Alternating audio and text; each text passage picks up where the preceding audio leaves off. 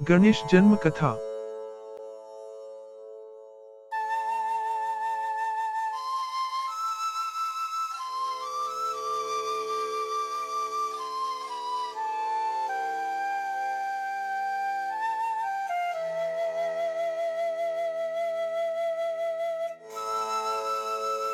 विवाह के उपरांत देवी पार्वती भगवान शिव के साथ कैलाश पर रहने लगीं।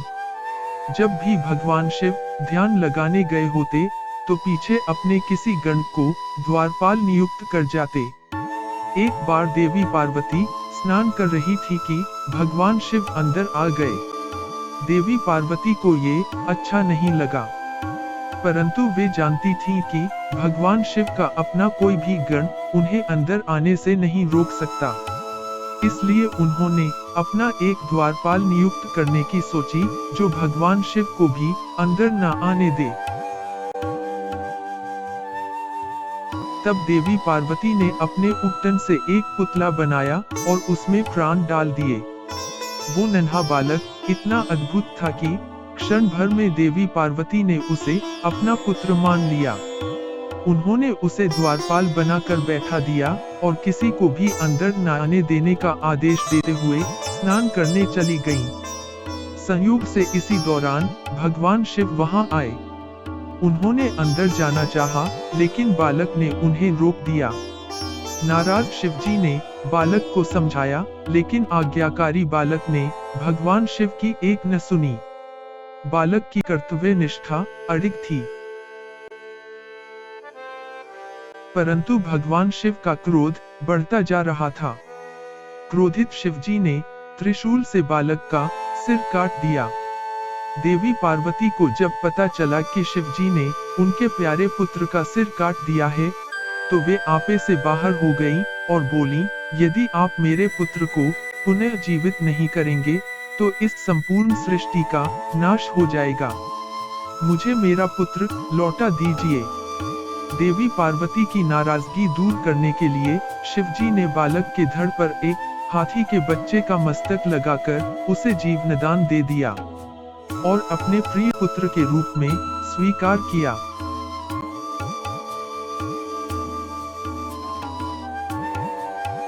फिर शिवजी ने उन्हें तमाम सामर्थ्य और शक्तियां प्रदान करते हुए प्रथम पूज्य और गणों का देव बनाया, और तभी से वे गणेश के नाम से जाने लगे।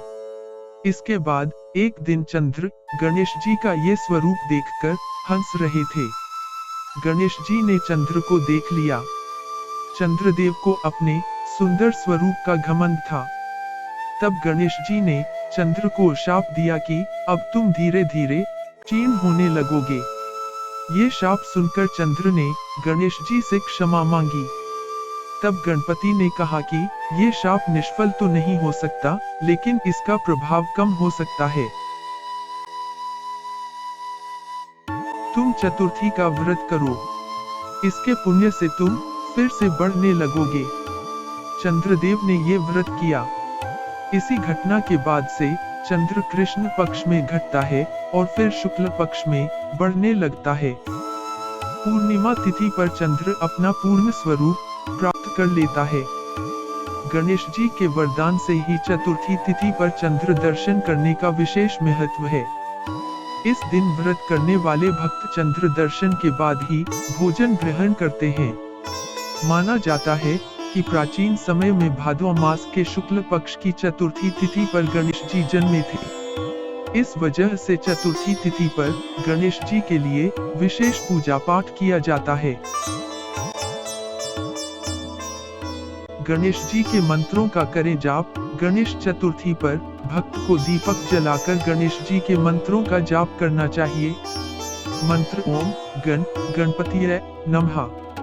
इस मंत्र का जाप कम से कम 108 बार करना चाहिए। भगवान को दूर्वा चढ़ाएं और कर्पूर जलाकर आरती करें। जय श्री गणेश। हमारा ये प्रयास आपको कैसा लगा, हमें कमेंट्स में ज़रूर बताएं। आपका प्रोत्साहन हमें एक नई ऊर्जा प्रदान करता है। कृपया लाइक, शेयर और सब्सक्राइब अवश्य करें। आप हमसे प्रश्न भी पूछ सकते हैं। हमारा ईमेल आईडी है astrochatcoin@gmail.com। आपका दिन मंगलमय हो। धन्यवाद।